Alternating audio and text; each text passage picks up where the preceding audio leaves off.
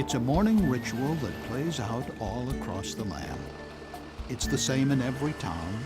It's the same for every student. And for 40 years, it's been the same here, too. But once these kids pass through that door, everything about this school is different from all the others, because it has to be. In this nation, 35% of students with learning disabilities drop out of high school, and only 13% ever get a shot at college. At lab school, our kids range from low average intelligence up to superior intelligence. They've got the equipment to think, but they have these nuisances that make it hard for them to read, write, do math. So many of them have memory problems, coordination problems. If you don't have memory, if you don't have eye-hand coordination and you can't write, traditional education doesn't work. Here at Lab, it's a whole other approach than I have the answers and you will learn them if you can have the memory to repeat back what I've just said to you. That's not how lab school works. What's really important is for our kids to think, and not think in terms of right or wrong, but think original thoughts. But the way we get them to that point is through the arts, and it's through life experiences, and it's through project learning. The role of the arts being totally central. You know, there are a lot of people in this country that think arts are something very fuzzy, and you know, people who are artsy are not really academics. But if you go into any art form, in any depth, you are dealing with scholastic material. If you go into art in depth, you get into mythology, to literature, to science, to history, to geography, to all sorts of academic subjects, even ethics. Well, it really came about because I have 3 sons, and my youngest one was severely learning disabled and had all kinds of problems.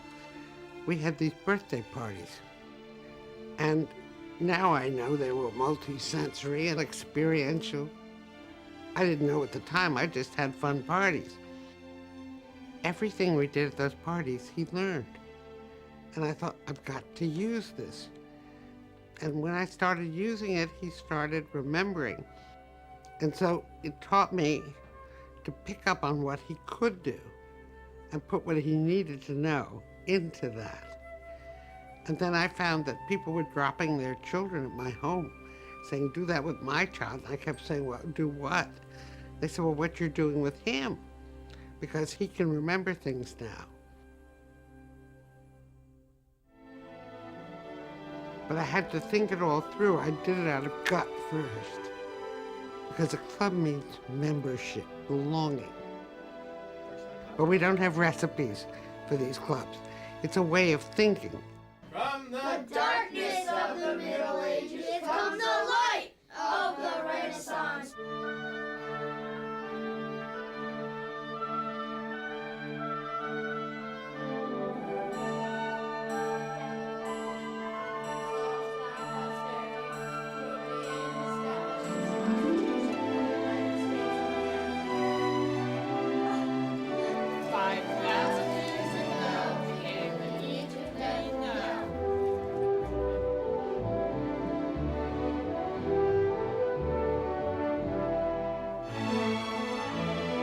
What we're finding is that some of our kids who've been through a number of these clubs are way ahead of their peers in history, geography, civics, even in certain aspects of science and literature.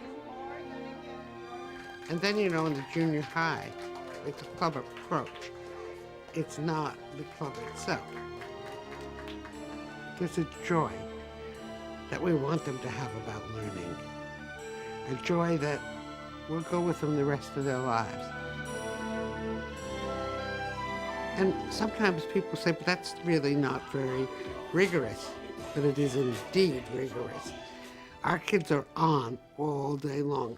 You You can't hide in the back of the room at the lab school.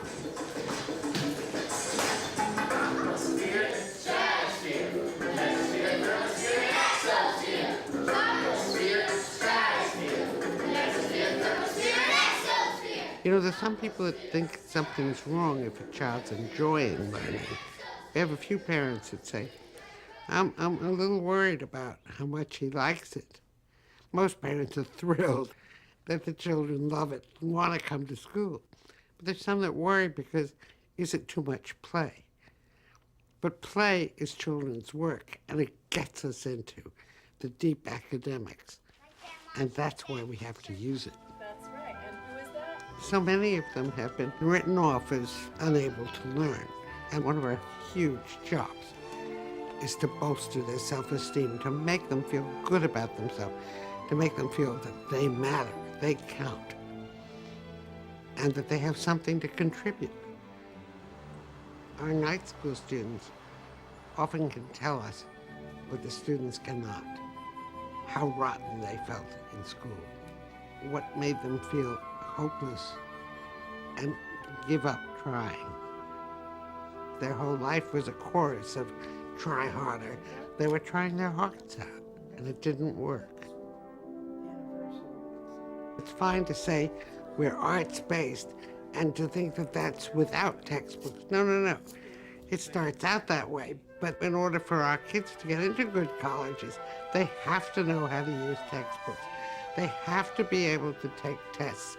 They have to be able to write essays. And we're happy that 92% of our kids go on to college, and we have more and more going on to graduate school, and now we even have some doctorate students.